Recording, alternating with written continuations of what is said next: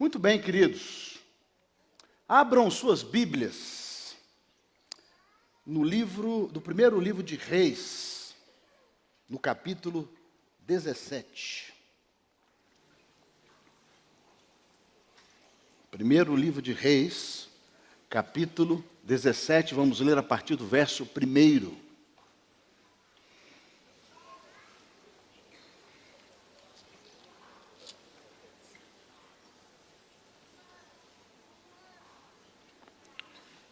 Primeiro livro de Reis, capítulo 17, verso 1, assim diz o Senhor, palavra de Deus, a minha leitura é na Nova Versão Internacional. Ora, Elias de Tisbé, em Gileade, disse a Acabe: juro pelo nome do Senhor, o Deus de Israel, a quem sirvo, que não cairá orvalho nem chuva nos anos seguintes, exceto mediante a minha palavra. Depois disso, a palavra do Senhor veio a Elias: saia daqui, vai para o leste e esconda-se perto do riacho de Querite, a leste do Jordão. Você beberá do riacho, e dei ordens aos corvos para o alimentarem lá. E ele fez o que o Senhor lhe tinha dito. Foi para o riacho de Querite, a leste do Jordão, e ficou lá. Os corvos lhe traziam pão e carne de manhã e de tarde, e ele bebia a água do riacho. Algum tempo depois, o riacho secou-se por falta de chuva. Então a palavra do Senhor veio a Elias: vá imediatamente para a cidade de Sarepta de Sidom e fique por lá. Ordenei a uma viúva daquele lugar que lhe forneça comida. E ele foi. Quando chegou à porta da cidade, encontrou uma viúva que estava colhendo gravetos. Ele a chamou e perguntou: pode me trazer um pouco d'água num jarro para eu beber? Vamos orar a Deus. Pai, muito obrigado pela Tua palavra. Muito obrigado, a Deus, pela palavra profética que tem sido liberada sobre a nação. Muito obrigado, a Deus, porque o Senhor tem tido um propósito, o Senhor tem levantado pessoas para fazer a diferença. E o tema dessa palavra nesta noite: quando Deus usa um homem. Eu imagino, Deus, o Senhor nos dando exemplo do profeta Elias, e que como o Senhor poderá fazer, o que o Senhor fará através de pessoas que estão aqui nessa noite.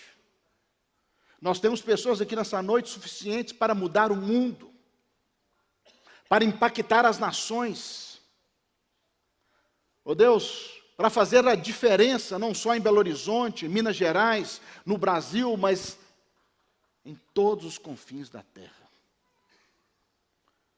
Nós resistimos nesse momento a todo espírito maligno que é contra a pregação do Evangelho, que é contra o espírito profético. E pedimos, ó Deus, coloque mesmo os teus anjos trabalhando a nosso favor. Ó Deus, para desfazer todo ataque. Essa semana, Deus, nós pastores fomos alvo de muitos ataques espirituais. Todos eles espirituais. Mas nós nos alegramos, porque isso significa que estamos no caminho certo.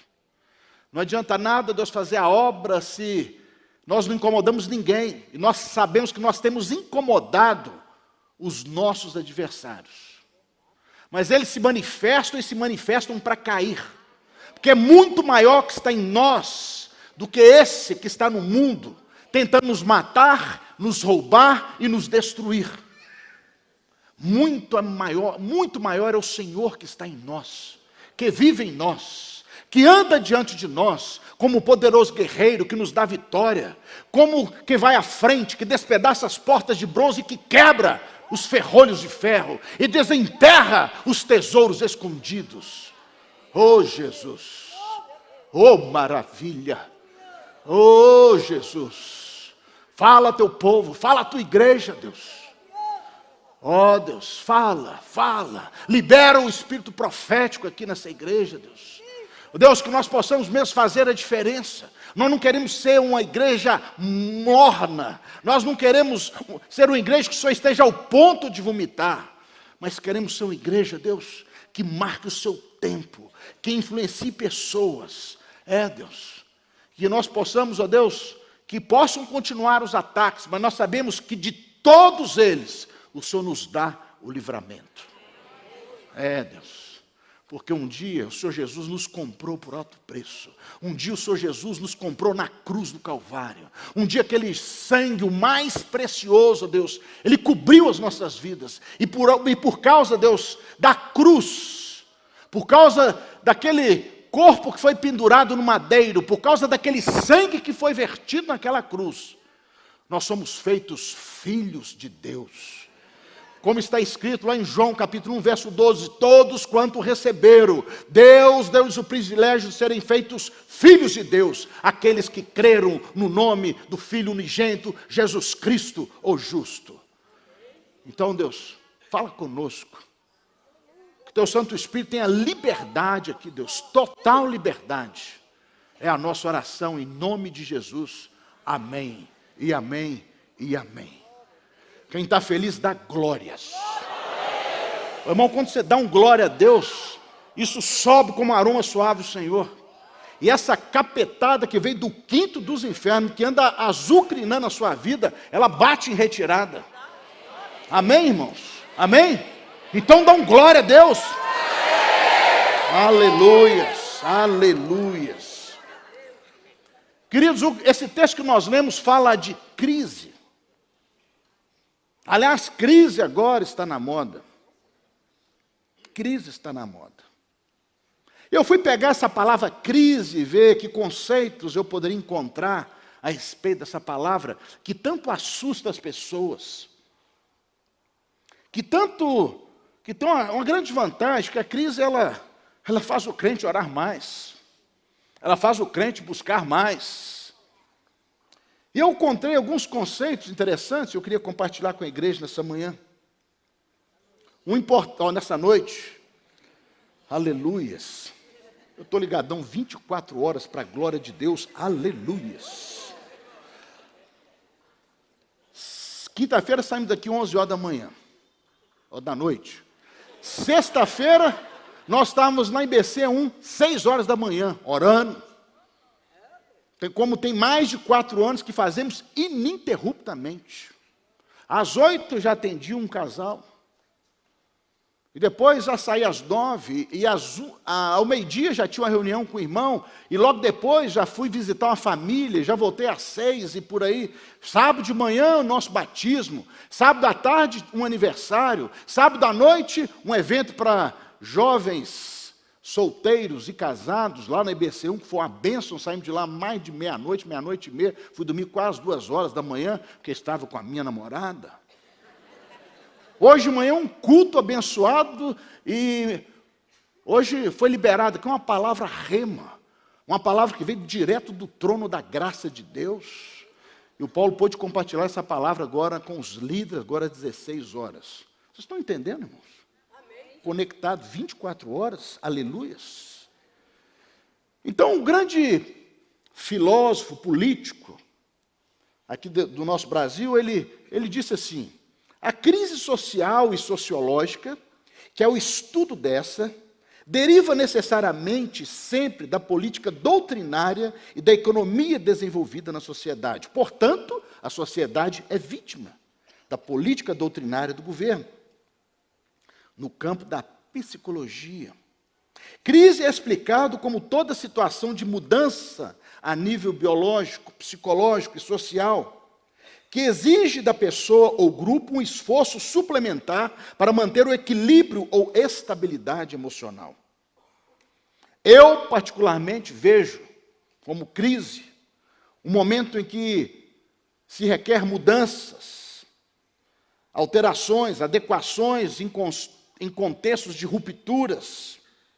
E a gente tem visto uma verdadeira revoada. Quando você olha aí, eu vi no jornal essa semana, os recursos da caderneta de poupança, o povo está tirando o dinheiro da poupança. Com medo, talvez, de um confisco, talvez pela total impopularidade da nossa presidente, que essa semana disse uma das pérolas que eu achei das mais lindas pérolas que eu tenho visto nos últimos anos, que a crise no Brasil agora é atípica e que é causada pela seca e pelo ajuste cambial. E aí, meus irmãos, me permitem voltar o velho Oswaldo, diretor de empresas, gerente de empresas, de negócio, com as especialidades e tudo. Eu lembro e vejo uma coisa dessa e falo assim, precisamos orar mais pelos nossos governantes, né? Um grande banco nacional, assim, na verdade internacional e há anos no Brasil, anunciou a saída do território brasileiro. Temos crise no abastecimento de água, crise no setor financeiro, crise gravíssima de liderança no nosso país, crise no futebol. Não foi só aqueles 7-1 no Mineirão, não. O Nelson continua e o negócio está mais feio do que a gente imagina. Ou seja, ninguém mais quer nada padrão FIFA. Uma vergonha. Ou seja, crise de caráter. E nós, como igreja, eu falo, pastor, mas o senhor prega um tempo, pastor, o senhor não está dando uma aula, como o senhor está acostumado a dar uma aula de numa graduação, pós-graduação. Não, irmãos, mas isso afeta diretamente a igreja do Senhor. Porque a igreja do Senhor é você, sou eu e você, com um propósito. A igreja não é um prédio. E aí, quando uma empresa anuncia que vai mandar 1000 pessoas embora, isso afeta a igreja. Há 3 semanas atrás, 2 irmãos, um casal da nossa igreja, membros de uma célula, que trabalha na maior mineradora do Brasil, os 2 foram mandados embora juntos. Isso é crise. Mas crise também não deixa de ser um momento de oportunidade. Deixa as pessoas mais sensíveis. E essa insegurança, irmãos, é como um revirar do solo. E eu me lembro aí do meu tempo em que morava na Grande Nanuque, onde a gente ia plantar um campo. E antes de plantar, você removia ali algumas pedras, um toco, alguma coisa, e você vinha com um trator puxando um arado para revirar a terra. Tempo de crise é tempo de revirar a terra. Revirar a terra significa colocá-la em condições para receber uma semente. Colocá-la em condições de receber a semente para que ela possa germinar e dar frutos. E o core, a essência das mensagens que o pastor Paulo pregou nessa manhã, fala justamente de que a mensagem, o evangelho do Senhor Jesus Cristo, ele está centrado na necessidade como essência em gerar discípulos. O Senhor fez grandes feitos, o Senhor expulsou demônios, o Senhor curou enfermos, o Senhor ressuscitou mortos, o Senhor andou sobre as águas, o Senhor operou maravilhas, sinais e prodígios. Mas o legado que o Senhor nos deixou, Ele preparou 12 homens. Caminhou com esses 12 homens. Um já estava carimbado com passaporte para o inferno, Judas Iscariotes.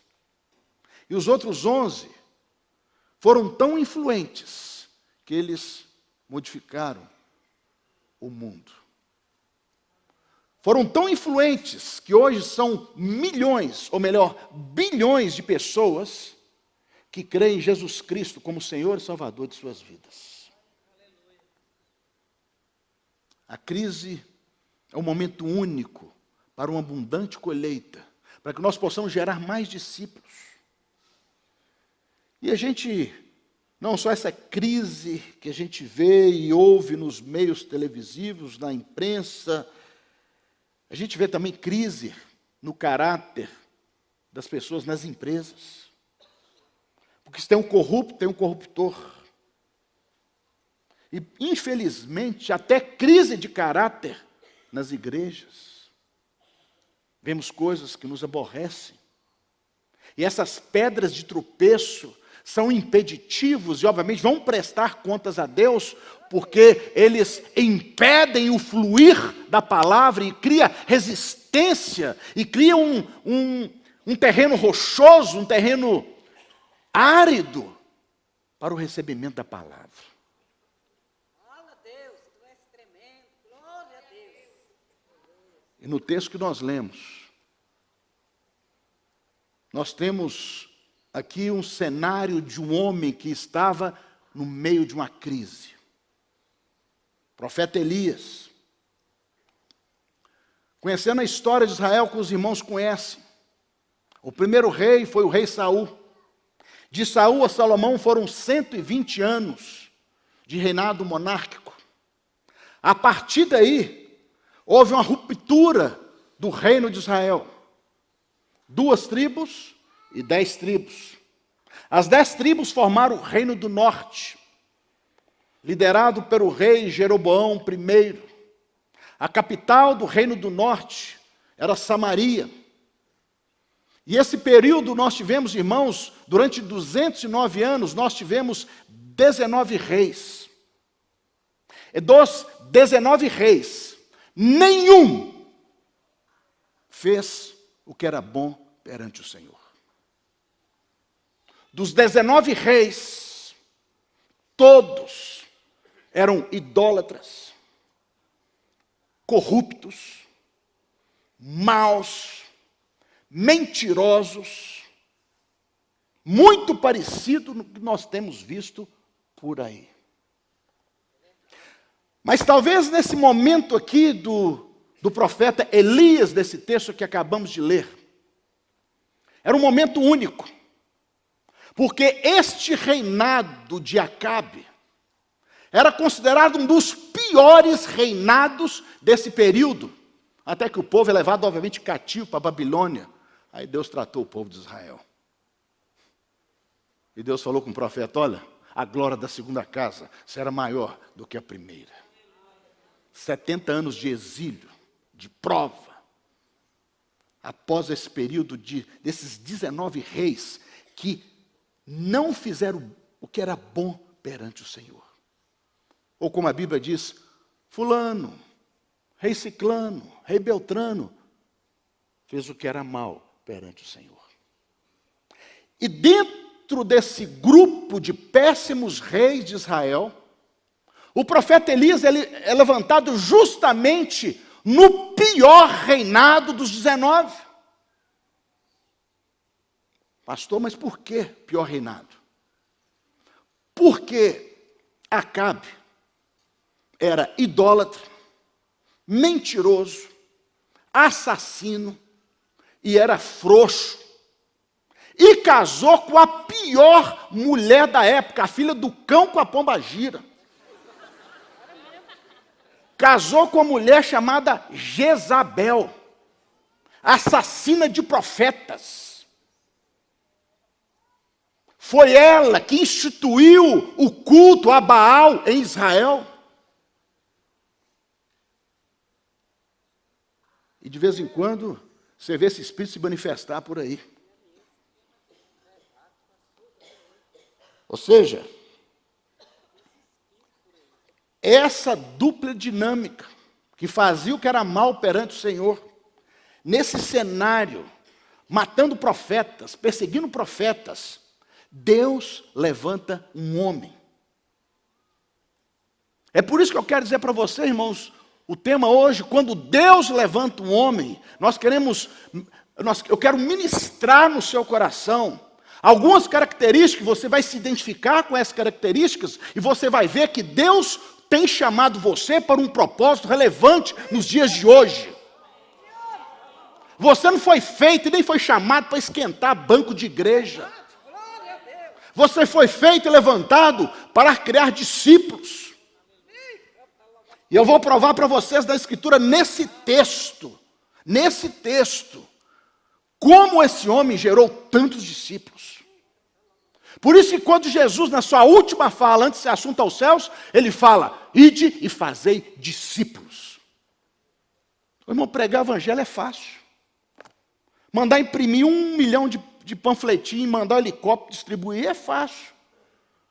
Eu pego ali com meu irmão Rodrigo Massaro, irmão, pede a sua consultora aí para alugar um helicóptero aí. Vou jogar 10 milhões de papéis aí sobre Belo Horizonte. Todo mundo vai ler um papelzinho ali e tal.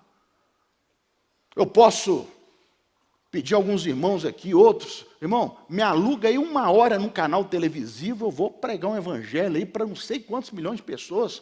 É fácil demais.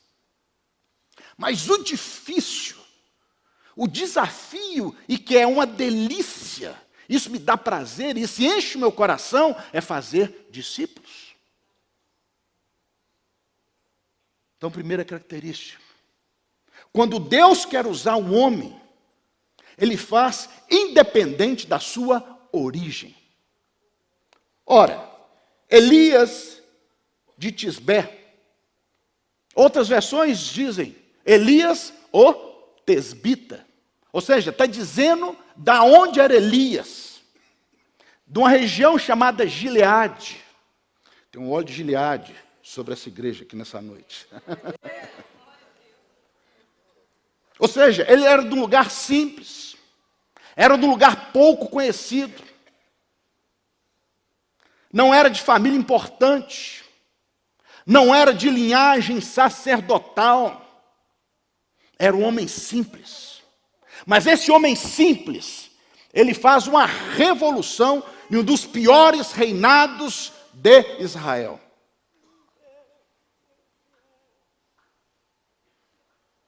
Por isso, queridos, Deus não precisa de homens importantes. Deus não precisa de homens de tradição familiar importantes, ou família de políticos importantes, ou de pessoas influentes. Quando Deus usa um homem, Ele pode usar um homem simples, de origem simples, para que esse homem faça a diferença. E quando Deus quer usar um homem, Ele o coloca no local certo, na hora certa. Apóstolo Paulo, ele deixa isso muito claro, falando justamente que o único nome que deve aparecer é o nome de Jesus. Existe uma discussão na igreja em Corinto. Uns eram seguidores de Apolo, outros de Paulo. E Paulo fala assim, ó, não importa que um plantou, o outro regou, pouco importa quem plantou e quem regou, o que importa é que Deus é que dá o crescimento. Deus usou Elias, ou seja, um homem que de repente parece que brota do nada, brota daquela areia do deserto de Israel, para abalar as estruturas corruptas daquele reinado das trevas. Segunda característica, querido. Quando Deus usa um homem, Ele confere autoridade. Esse Elias, eu sou fã desse cara. Ele fala assim, juro pelo meu nome, pelo nome do Senhor, o Deus de Israel, a quem sirvo, que não cairá orvalho, nem chuva, nos anos seguintes, exceto mediante a minha palavra. Que conferiu autoridade para esse cara falar desse jeito? E quando nós olhamos lá em Tiago 5,17, a gente vê que fala assim, ó, Elias orou com instância e durante 3 anos e meio não choveu em Israel. 3 anos e meio sem chuva. Se esse Elias tivesse nascido no Brasil, ele tinha nascido aonde, irmão? Na Grande Nanuque. Mas eu gosto de Tiago, irmão de Jesus, quando ele fala assim, olha, Elias era um humano como nós, como eu, como você, querido. Ele orou fervorosamente para que não chovesse, e não choveu sobre a terra durante 3 anos e meio. Ou seja, ele falou com Acabe: olha, Acabe, eu sei que você construiu um monte de poste de ídolo aí, está adorando os Baalins, criou um dia nacional, ou dias nacionais para adoração a Baalim, mas estou dizendo um negócio para você, esse seu Baal não está com nada. Eu orei ao Senhor, o Deus de Israel, Jeová, e vai ficar, a tampa da chaleira vai subir, porque olha, não vai ter nem vaporzinho sobre Israel, 0 chuva, 3 anos e meio. Quando Deus usa um homem, Ele fala com ele na intimidade. Irmãos, se a minha esposa me liga, ela pode ligar em qualquer telefone, eu conheço a voz dela. Se um dos meus filhos me liga, se o Rafa, o Elisa, o Bruno, um deles me ligam, pode ligar de qualquer telefone, aonde que tiver, com barulho que tiver, que eu reconheço a voz, porque eu tenho com eles intimidade. E o que Deus quer com você, meu irmão, é ter com você intimidade. Intimidade a gente tem, é gastando, investindo tempo com Deus. É lendo as Escrituras. Não é vendo televisão, vendo novela. Outro dia, a irmã veio reclamar com a Astrid. Ah, pastora, desde que a Célia falou para minha casa, está acontecendo uns trem esquisitos, pastora. Eu falei: é, filha, está acontecendo um trem esquisito? É. Meu marido agora está vendo vulto de noite, de madrugada. Ah, é, filha, está vendo vulto? Engraçado. Nós temos anos e anos célula na nossa casa. Aliás, nós temos 2, só na sexta-feira nós temos 2 células, uma de 9 às 11 e a outra de 11 a 1. Aí, a irmãzinha só tá tal e tal. Aí falou: porque na hora que eu estou vendo o BBB, aí você diz: como é que é, irmã? Ah, então, é a célula que está levando o vulto para a sua casa. Irmã, ver BBB, você está abrindo a porta do inferno, do lixo do inferno, para entrar na sua casa. Tem uma novela que se chama Babilônia. Olha, a turma da Babilônia ia ficar assustada com o que deve aparecer nessa porqueira televisiva.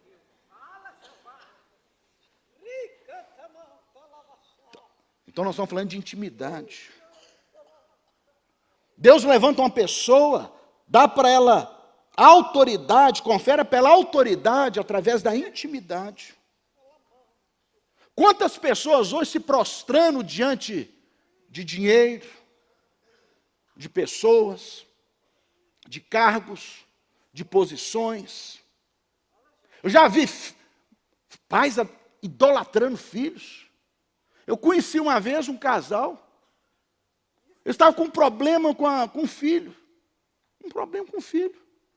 O filho não obedecia. O filho xingava. Queria bater na mãe, não sei o quê. Desde que aquela criança nasceu, no primeiro dia, começou a dormir com o casal. Falei: desde quando um casal põe filho para dormir na cama de casal? E ele tinha 5 anos. E os 5 anos de vida dele, ele dormia na cama de casal com os pais. E aí, estava o samba do crioulo doido lá na casa.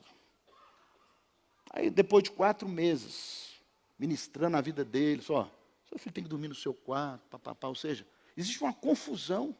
O menino virou autoridade, na verdade, os pais idolatravam o filho que Deus deu numa situação tão especial.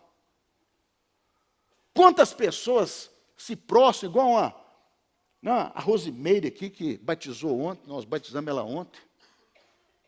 A catibozeira lá, recebia aqueles bichos tudo lá, ué. E agora não, agora a ovelha do Senhor só recebe o Espírito Santo de Deus.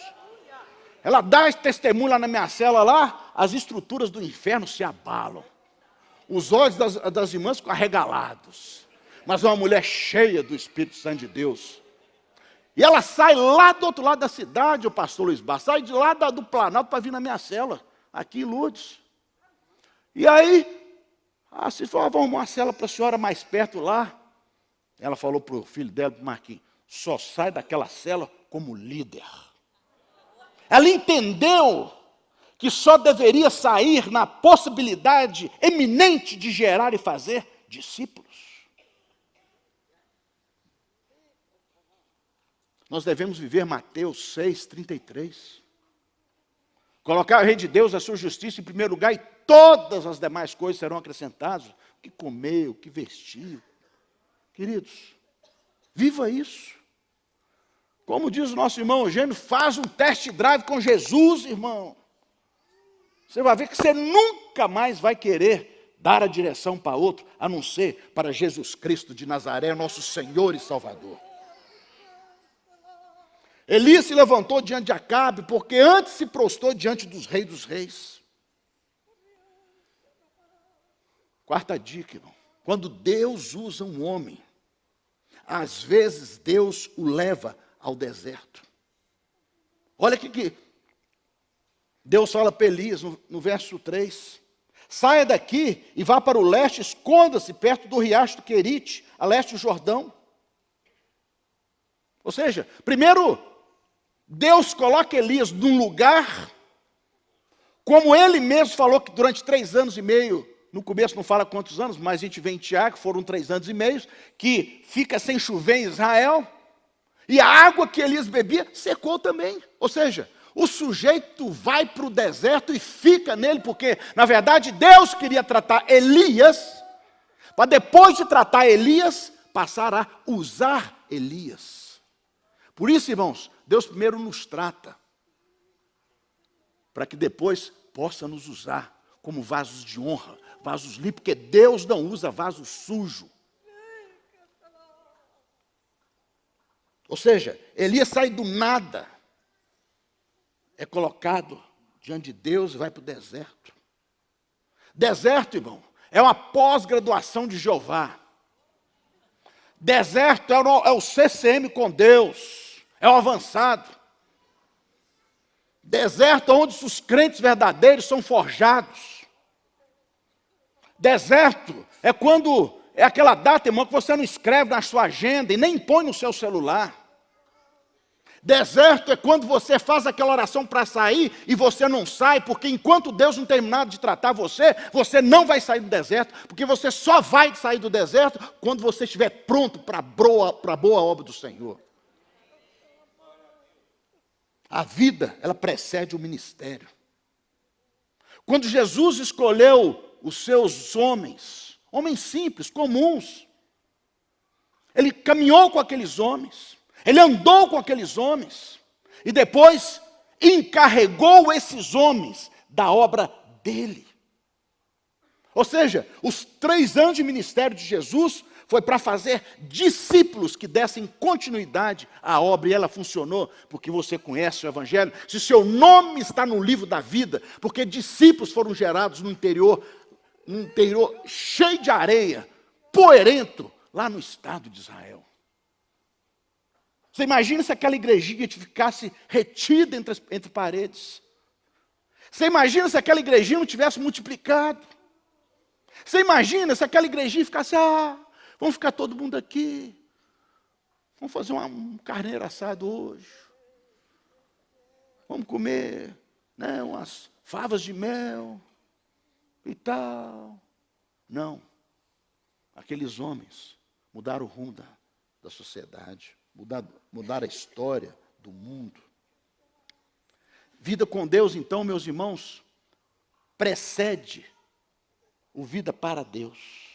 Primeiro Deus te trata, te capacita para você ser lançado na obra. Não dá para fazer a obra sem antes ser tratado pelo autor da obra. Por isso, mais uma característica importante, irmãos, quando Deus usa um homem, Ele ensina a acreditar no provedor. Deserto estava pouco. Deus pôs Elias na fornalha. A comida acabou, o riacho secou, vou te mandar para outro lugar. Olha, e tem uma viúva lá que está quase passando fome, é ela que vai te sustentar. Ou seja, se o negócio está feio, vai piorar um pouquinho. Quantas pessoas, às vezes tem uma tribulaçãozinha, pastor, fechar minha célula porque eu estou fazendo um MBA. Pastor, fechou uma célula. Irmão, você é maluco fechar uma célula? Fechar a célula significa tirar a arca da aliança. Significa tirar a presença de Deus. Significa ter perder o privilégio de gerar pessoas que serão discípulos de Jesus.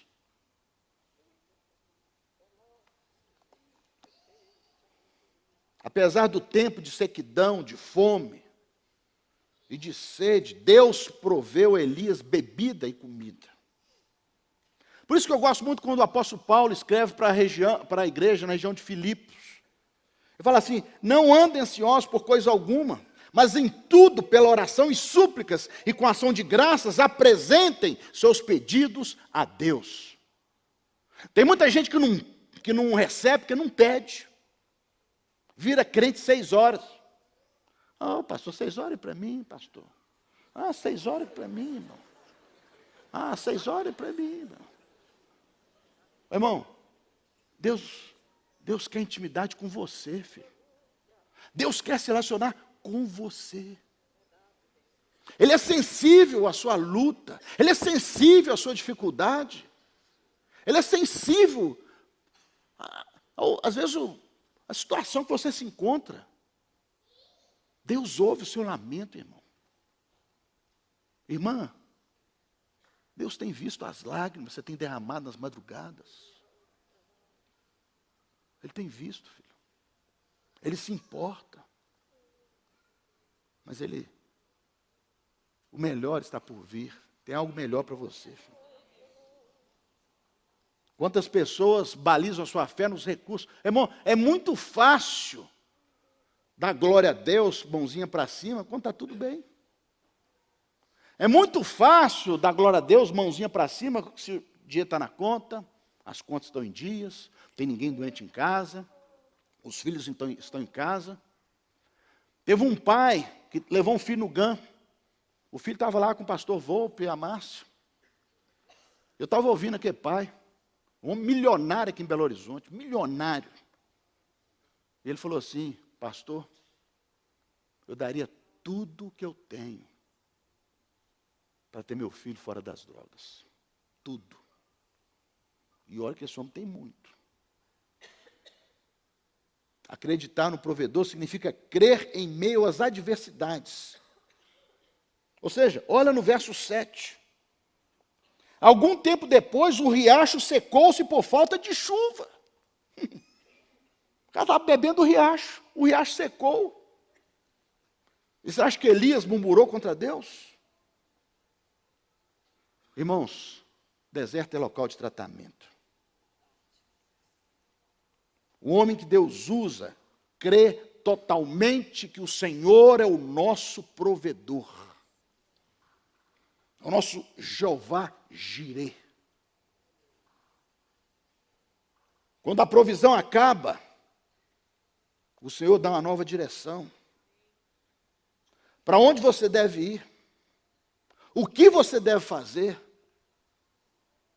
Isto é crer no provedor. Irmão, talvez a sua fonte esteja vazia, mas o nosso provedor está transbordante. E Ele tem para você. Porque a Bíblia diz que homem algum recebe coisa alguma se do céu não lhe for dado. Eu já vivi isso na minha família, já vi quantos aqui já viveram isso. Quantos aqui experimentamos isso? E sexto, quando Deus usa um homem, a obra que ele começa, ele termina. Jesus não faz nada pela metade. A Bíblia diz que a boa obra que o Senhor iniciou, só há de completar até o dia de Cristo Jesus. Aí você está vendo eu com essa camisa aqui, célula, não sei o quê. Viu o que está escrito aqui atrás? Minha célula está em dia, a sua. Ô, irmãos, eu tenho uma dificuldade para entender como que tem pessoas que têm tanta dificuldade para fazer uma coisinha tão simples que é colocar presença numa célula. Hoje, com o sistema que nós temos, você faz tudo com o dedão. Quando eu estou vendo lá meus irmãos, lá naquele segundo lanche da célula, que glória a Deus, minha célula é farta, tem lanche antes e tem depois. E se a sua está no deserto, irmão, a minha está uma benção. Já multiplicamos 2 vezes esse ano e até o final do ano nós queremos bombar. Nós queremos chutar a tampa da chaleira, transbordar, multiplicar para a glória de Deus. Eu estou lá, gente, com um dedinho. Hoje uma irmã que é uma líder de criança, nossa, pastor, essa semana eu não atualizei a minha. Meu irmão, aqui agora, peguei meu celular, 2 minutos, 30 segundos, atualizei a célula dela. São detalhes, irmãos. Eu me lembro quando eu era líder de célula, eu tinha um discipulador. Meu discipulador nunca me ligou para me cobrar um relatório. Naquela época era um papelão desse tamanho. Tinha que fazer tudo no manuscrito, né? E tal, e tinha que entregar. Nunca me ligaram para me pedir um relatório. E eu era fazendeiro, diretor de empresa, professor, participava em entidade de classe, vaqueiro, boiadeiro, namorador. Eu minha mulher que está aqui. Nego duro. Dá um glória aí, filha.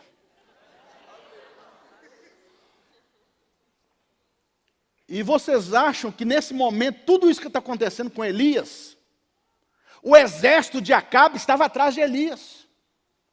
Os caras eram matadores de crente. Eram assassinos de profeta.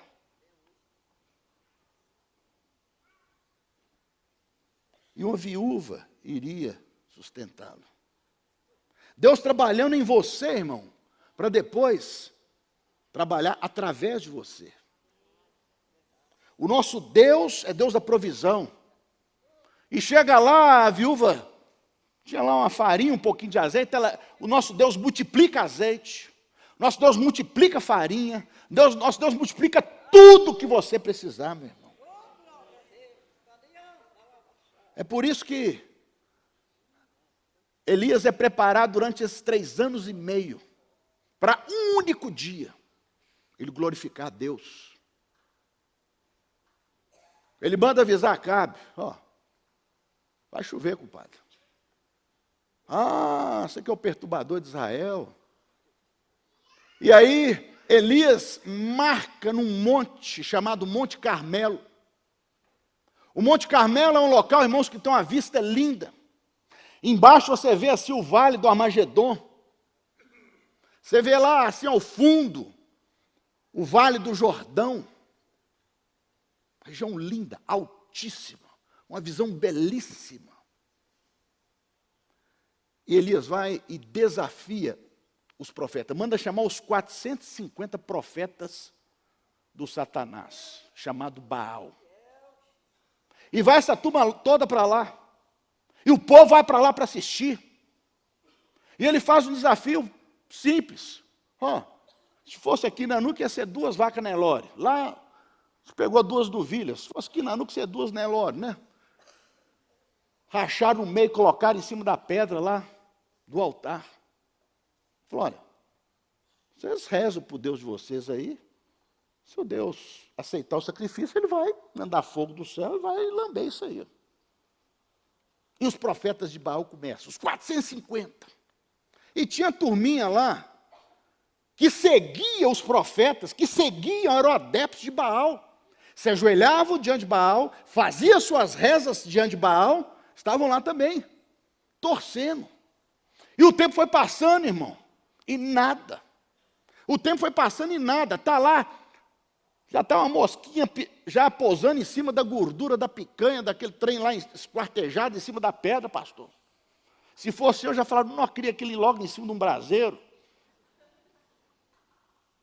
E nada. E os profetas começam a se mutilar com chicotes, com lâminas. E o Elias está gostando do negócio, fala, ó, talvez grita mais alto, compadre, que o Baal deve estar dormindo, mano, deve estar tirando uma paiazinha agora.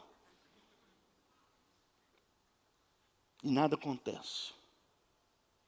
E de repente, os caras desistiram, ó, tem jeito não, o Baal deve ter ido com passagem só de ida lá para o quinto dos infernos, não voltou mais.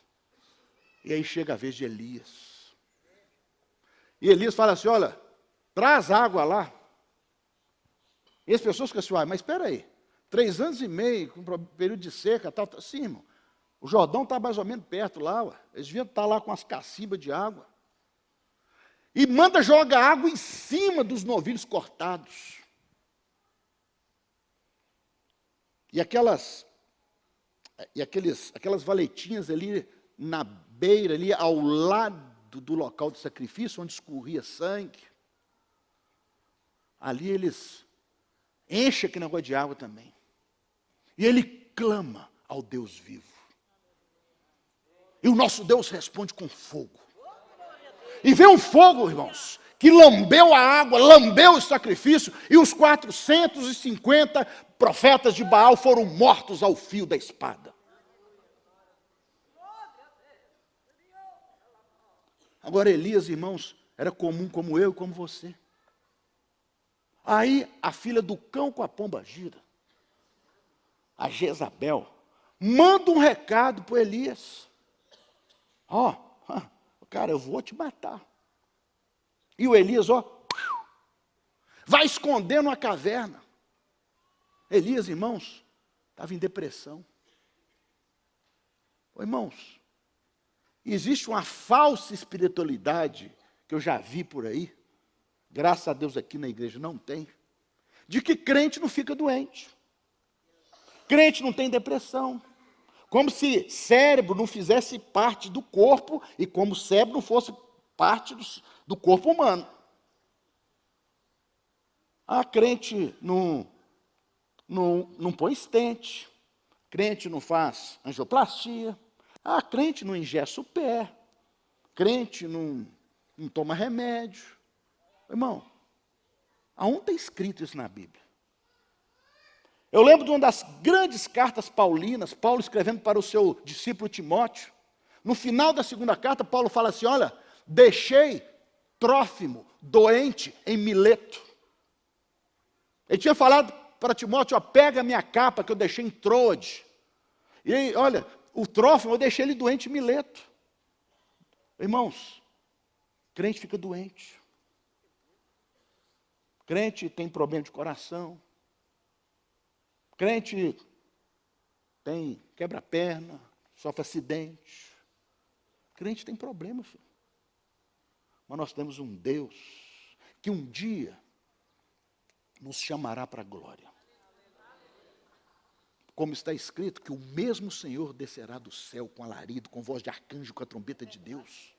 E aqueles que morreram em Cristo restarão primeiro, depois nós, os que ficamos vivos, seremos arrebatados juntamente com Ele nas nuvens, a encontrar com o Senhor nos ares, e para sempre estaremos com o Senhor. Aí nós vamos receber corpo glorificado. Aí, irmão, não tem depressão, não tem coração, não tem colesterol, nada mais vai nos atingir, porque nós estaremos corpo glorificado, com o nosso passaporte carimbado para a vida eterna com Deus.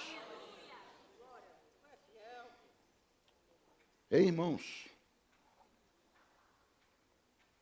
e nessa noite, eu queria saber, filho, qual que é a sua decisão? Você quer ser um gerador de discípulos? Ou quer ser um esquentador de cadeira? Daqui a 2 semanas nós vamos celebrar a nossa festa de multiplicação. Que alegria! Que alegria. Você sabe por que eu sou um pastor da Central? Você falar, se há 15 anos atrás, primeiro que eu seria crente, eu ia te chamar de doido. Que eu seria crente e pregasse o evangelho, eu ia falar assim, interna. E se você falasse que eu seria crente, pregasse o evangelho e seria um pastor, eu falei, algema. Mas Deus usa pessoas simples como eu e como você. Como Elias, o tesbita. De um cafundó que deve ficar lá, se fosse aqui, ficar lá na curva depois do Nanuque. Ninguém nunca ouviu falar. Pessoa simples. Mas eu creio, irmão, se você está aqui nessa noite, se você está me ouvindo na internet, é porque Deus quer usar você. E Elias termina seus ministérios. Você vê ali em 2 Reis, capítulo 1, capítulo 2. Ele faz um discípulo. Na verdade, ele passa, Deus chama um homem chamado Eliseu. E Eliseu é muito interessante. Elias chega para Eliseu e fala, o que você quer, Eliseu? E Eliseu responde, eu quero porção dobrada. O meu pastor que me discipulava aqui durante 6 anos, era o meu discipulador. Um dia ele chegou para mim, eu estava lá com os meus 10 líderes de célula, o meu GD lá na minha casa. Ele perguntou, Oswaldo, o que você quer? Eu falei assim, eu quero porção dobrada. E se você contabilizar, irmãos, os milagres, os feitos, os prodígios de Eliseu, é justamente o dobro do profeta Elias. Elias não contemplou a morte. Ele foi arrebatado numa carruagem de fogo. Subiu num redemoinho. Os 50 discípulos, a Bíblia fala em 2 Reis, no livro de 2 Reis, capítulo 2. Os 50 discípulos de Elias falaram para Eliseu, Senhor, devemos procurá-lo. Falei, não deve. Mas os caras são teimosos. Eram discípulos em treinamento. E eles foram procurar para ver, talvez o Senhor tenha colocado o Elias aí no cantinho, não. Ele subiu numa carruagem de fogo e foi para a glória de Deus. E o que sobra a Eliseu? A sua capa. E ele pega aquela capa, coloca na frente assim do riacho, fala, onde está o Deus de Elias? Ele coloca aquela capa assim e atravessa o Jordão com os pés enxutos. Esse é o nosso Deus. E Ele quer usar você, filho. Você quer ser usado por Deus? Você quer fazer discípulos? Você quer isso, filho? Sai do seu lugar, vem aqui à frente que eu quero orar por você. Quero ministrar na sua vida. Quero passar unção dobrada para você, querido. Sua célula está emperrada, vem aqui que Deus vai liberar uma bênção, um novo tempo para você. É a vida financeira, é a vida emocional. Deus tem mais para você nessa noite. Você é a pessoa e pode ser a pessoa que Deus usa. É por isso que você está aqui nessa noite. É por isso que você está aqui nessa noite.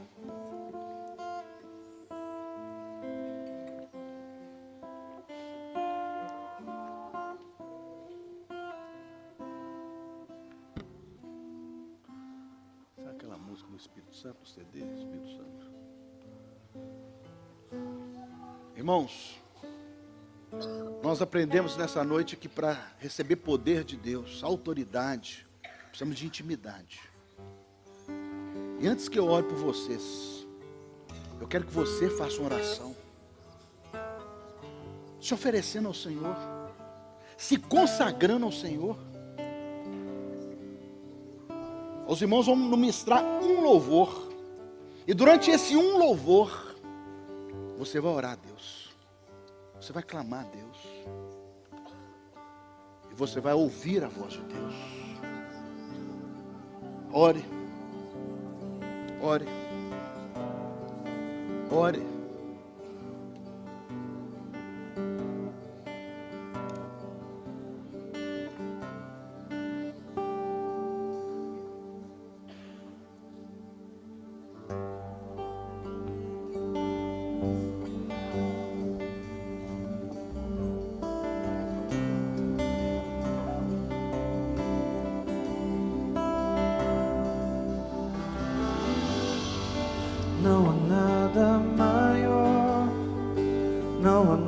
nada melhor, nada se compara.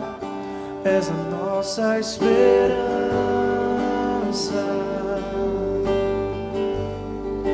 Tua presença, Deus.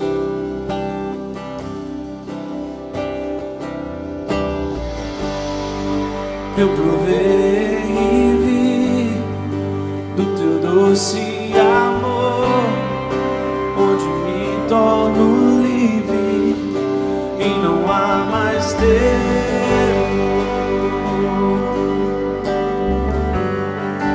Em ti, ó Deus, Santo Espírito, és bem-vindo aqui. Aumenta a glória e o teu fogo em mim. Tua glória, ó Deus, é o que anseio mais. Inunda-me com tua presença, Deus.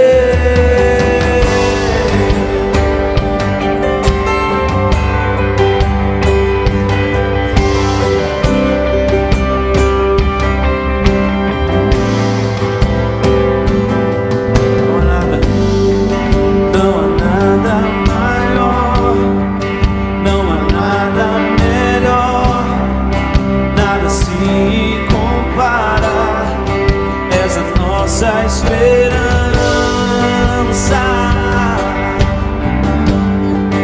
Tua presença,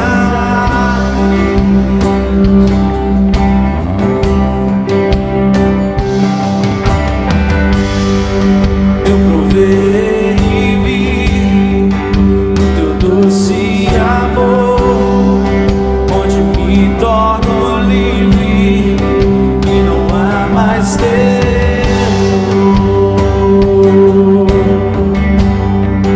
Em ti, ó Deus, Santo Espírito, és bem-vindo aqui.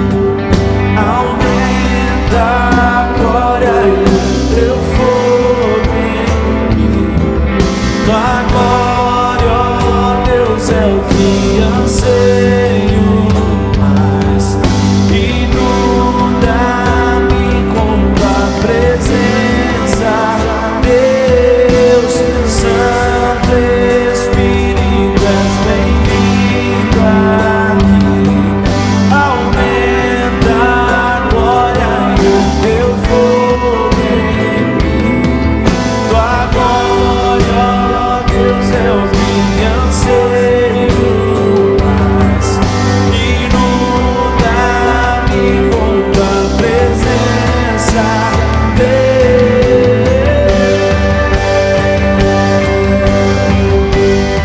com tua presença,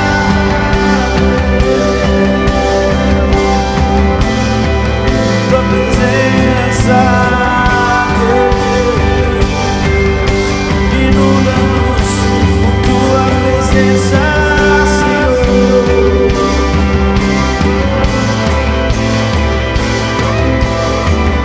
Ajuda-me a sentir tua presença e contemplar a beleza da tua glória.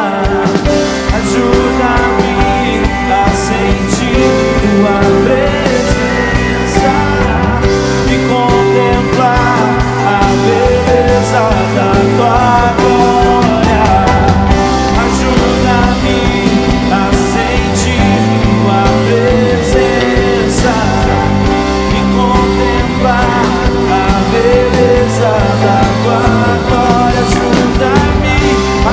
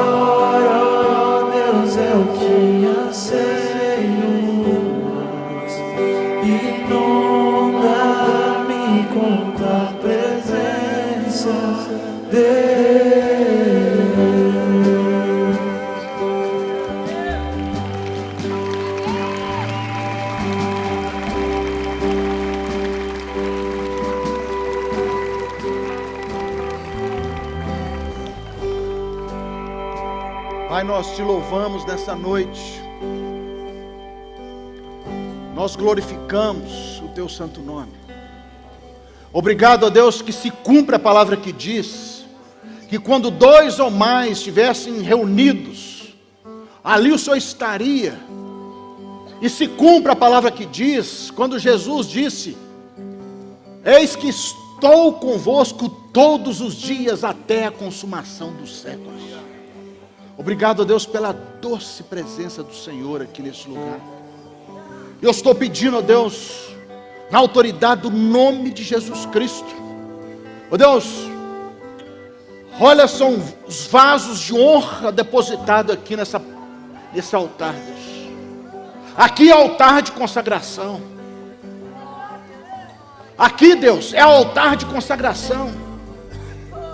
Aqui, Deus, simboliza as 12 pedras que Elias colocou ali no Monte Carmelo, simbolizando as 12 tribos de Israel.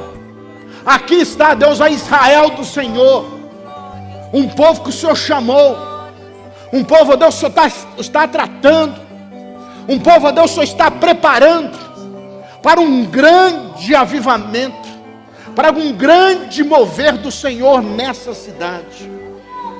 Daqui sairão profetas, pregadores do Evangelho, ó Deus, evangelistas, grandes multiplicadores de células, de igrejas, missionários, homens, ó Deus, que marcarão o seu tempo, homens, ó Deus, que farão diferença, homens e mulheres, ó Deus, que o Senhor usa. Ah, Deus, eu sei, Deus, para que o vaso seja usado por um Deus santo, ele tem que ser preparado, o barro tem que ser amassado, as impurezas têm que ser tiradas, ele tem que ser moldado pela mão do Criador. Ele recebe um fogo, ele recebe uma temperatura alta. Oh Deus, é deserto, depois é fornalha. Oh Deus, eu me lembro dos 3 homens de Deus ali na fornalha, foram colocar na fornalha para ser destruídos, porque não se dobraram diante de poste ídolos.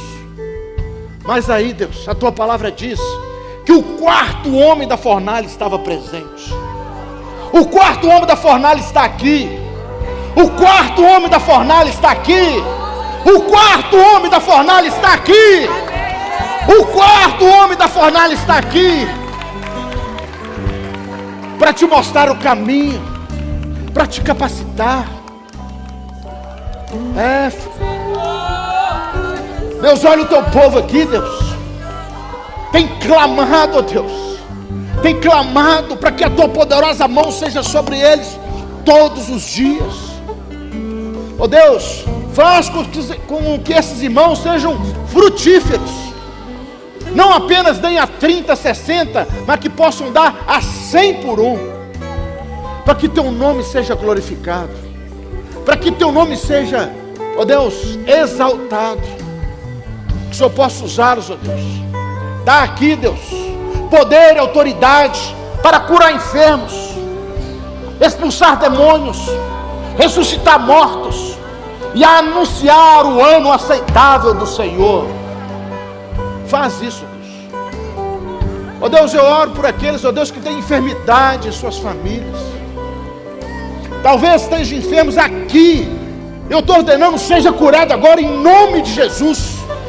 O Senhor Jesus te cura. O Senhor Jesus te restaura. Em nome de Jesus Cristo, ser curado agora. Deus, talvez irmãos, ó Deus, estão na luta aí na área financeira,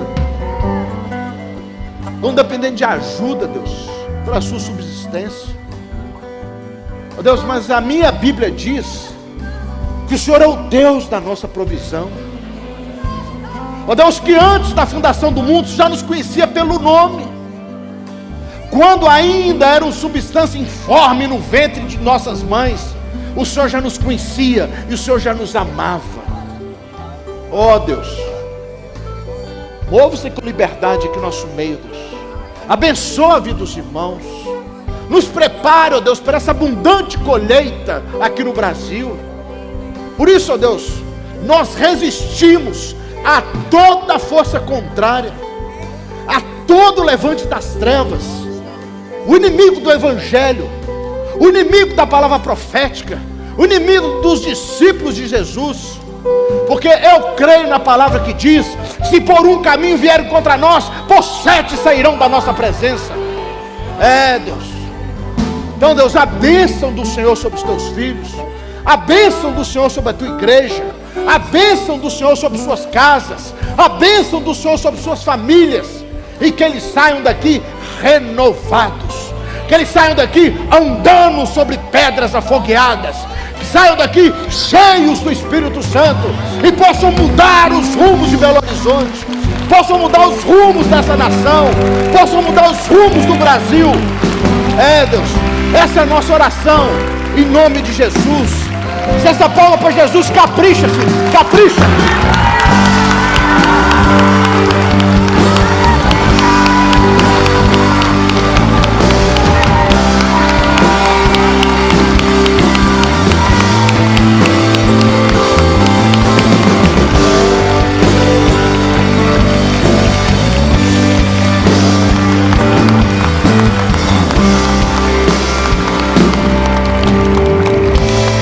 Coloque suas mãos assim. Que o Senhor te abençoe e te guarde. Que o Senhor faça resplandecer o seu rosto sobre ti. Derrame sobre ti a paz. Que as doces consolação do Espírito Santo de Deus, o amor de nosso Pai e a justificação que Jesus Cristo conquistou na cruz do Calvário, seja sobre a sua vida, sobre a sua casa, sobre a sua família. Vá em paz, o Senhor é contigo. Vá em nome de Jesus.